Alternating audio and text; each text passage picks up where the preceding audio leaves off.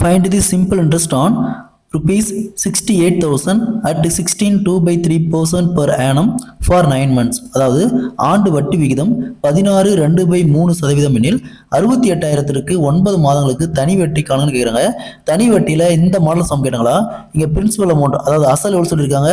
68,000 into வட்டி 16.2/3% கலப்பு மனத்தில் கொடுத்துருக்காங்க. அப்போ 16 × 3 48, 48 + 2 50/3% இன்ட்டு இங்கே மந்த்து 9 மாதம்.